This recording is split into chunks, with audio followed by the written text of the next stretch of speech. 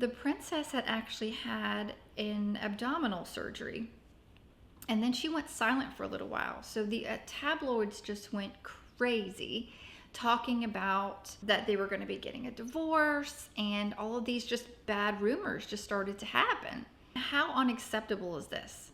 She had to come out of hiding and say, no, I'm not getting a divorce. That surgery discovered that I have. That sucks. Like, why should she have to go through that? Let's be kind. Sadly, she is a sister in this disease. It's a club that none of us ever asked to be in. People seem to think that once chemo is over, like, all right, everything's great and you've won, if you will. But the journey's almost just beginning. And that's very, very overlooked. I think the first thing that we can learn is to be kind.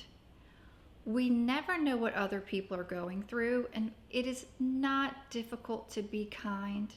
Just be kind. I know I'm saying it over and over again, but I mean it. Just be kind. Kate says, and I quote, "Although I have finished chemotherapy, my path to healing and full recovery is long, and I must continue to take each day as it comes." In her moving reflection, she really emphasized the unpredictability and emotional roller coaster and this terrible toll that can happen when it comes to the word cancer. This toll is not just for those diagnosed. This toll is for our loved ones, our mothers, our fathers, our sisters, our brothers, our children, our friends, our spouses. Kate's words remind us that cancer is a shared experience, one that brings vulnerability, but also an opportunity for deeper appreciation of life's simple yet overlooked treasures, and ultimately the want to love and to be loved. And beyond all the standard protocol, and still trying to live your life, and still trying to be resilient, and still trying to make time for self-care and things that you just need, you're supposed to go on with everything like nothing ever happened, and it's just not physically possible. And non-survivors do not realize that, and I don't mean it in a mean way, and I don't think that they mean it in a mean way, but they don't realize that. And then even past the chemo and the surgery and the radiation, there's still more things to renew, to rebuild, to rest, and then to process. I was having this conversation with my husband yesterday, talking to a friend. He's like, he's not having a good day. His friend's been through cancer 3 times. But I know that the scans are clear and things are good in that regard. I told him, some days we just have bad days, and there's no reason, there's no rhyme, there's nothing that triggers it necessarily. Everything can be going great, and then some days we just have a bad day and everything just either falls apart or you feel like it's falling apart.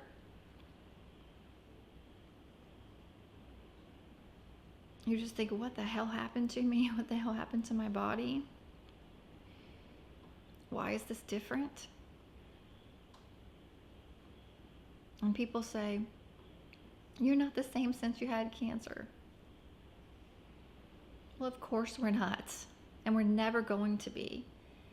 And for those of us who can learn to find the beauty and learn to find the light within the darkness, we come out better than we went in. I am one of those cases.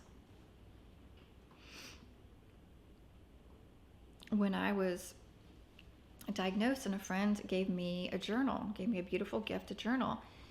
I had some friends around and they all said, all right, well, let's, title your journal F Cancer. That's what you hear, right? You always hear F Cancer. I said, that's not resonating with me. It's not going to be what this is about. It's not how I'm going to heal through this. after much thought, I decided that I would call my journal The Beauty in Cancer, and that I would find the beauty in cancer. When you're looking for things, you will find them. It's science, it's neuroscience, reticular activating system, your RAS. When you want to see something, you will see it. And I decided what I was going to see was the beauty in cancer. And while reading some updates on the princess, I thought, get out of my head, because I resonate so much with her message, because it's the message that I've been trying to share as well. I'm going to read, so pardon me for looking down, but I'm going to read because I just can't get this any better. Her message of solidarity to fellow cancer survivors resonated with empathy. To all those who are continuing their own cancer journey, I remain with you, side by side, hand in hand. Out of our darkness can come light. So let that light shine bright.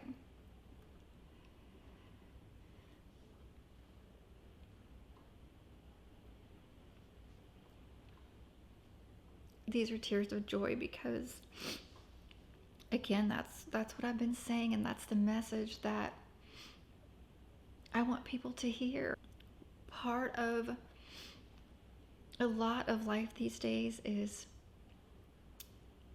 filled with chronic stress and high cortisol levels, and your body feeling like it's in fight or flight. How can I heal?